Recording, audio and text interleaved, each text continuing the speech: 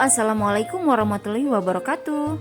Apa kabarnya anak-anak ibu? Semoga semuanya sehat ya, amin. Kali ini jumpa lagi dengan Ibu Maria.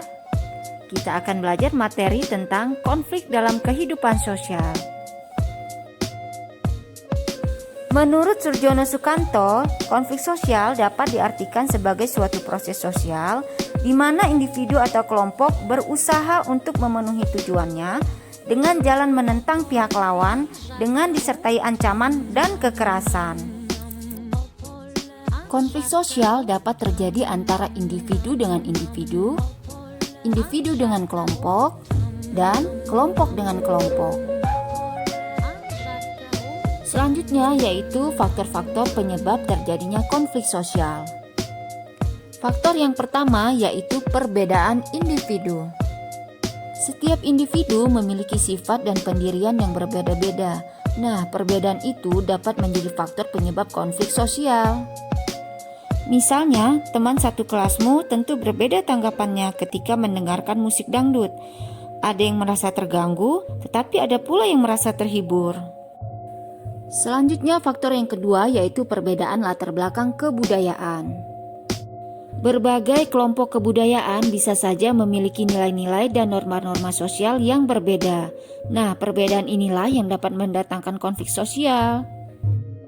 Faktor yang selanjutnya yaitu perbedaan kepentingan. Bentrokan kepentingan dapat terjadi di bidang ekonomi, politik, dan sebagainya. Hal ini karena setiap individu memiliki kebutuhan dan kepentingan yang berbeda.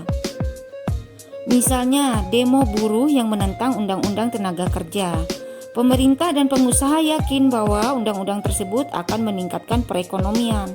Sedangkan buruh menganggap undang-undang tersebut bisa merugikan mereka. Faktor yang keempat yaitu perubahan-perubahan nilai yang cepat.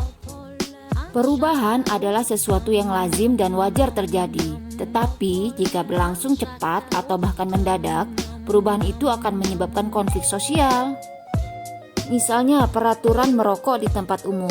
Pemerintah tidak langsung memberlakukannya di seluruh masyarakat Indonesia, tetapi di beberapa tempat yang terbatas terlebih dahulu, lalu perlahan-lahan meluas. Selanjutnya yaitu akibat-akibat konflik sosial. Akibat yang pertama yaitu meningkatnya solidaritas sesama anggota kelompok. Terjadinya konflik dengan kelompok lain justru dapat meningkatkan solidaritas sesama anggota kelompok yang sedang mengalami konflik dengan kelompok lain. Akibat yang kedua yaitu retaknya hubungan antar individu atau kelompok. Konflik yang terjadi antar individu atau kelompok dapat menimbulkan keretakan hubungan. Keretakan tersebut dapat terjadi sementara ataupun permanen. Yang ketiga yaitu terjadinya perubahan kepribadian para individu. Perubahan kepribadian dapat terjadi pada kedua belah pihak. Kedua belah pihak dapat saling menyesuaikan atau justru masing-masing mempertahankan kebenarannya. Akibat selanjutnya yaitu rusaknya harta benda dan bahkan hilangnya nyawa manusia. Konflik yang berujung pada kekerasan fisik dapat menyebabkan kerusakan dan hilangnya nyawa manusia. Akibat yang terakhir yaitu terjadinya akomodasi, dominasi, bahkan penaklukan salah satu pihak yang terlibat dalam pertikaian. Selanjutnya yaitu cara menangani konflik. Yang pertama yaitu menghindar. Yang kedua, memaksakan kehendak. Yang ketiga, menyesuaikan kepada keinginan orang lain. Yang keempat, tawar-menawar. Dan yang terakhir, kolaborasi.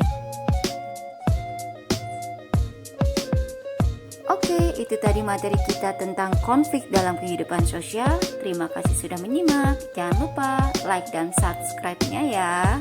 Assalamualaikum.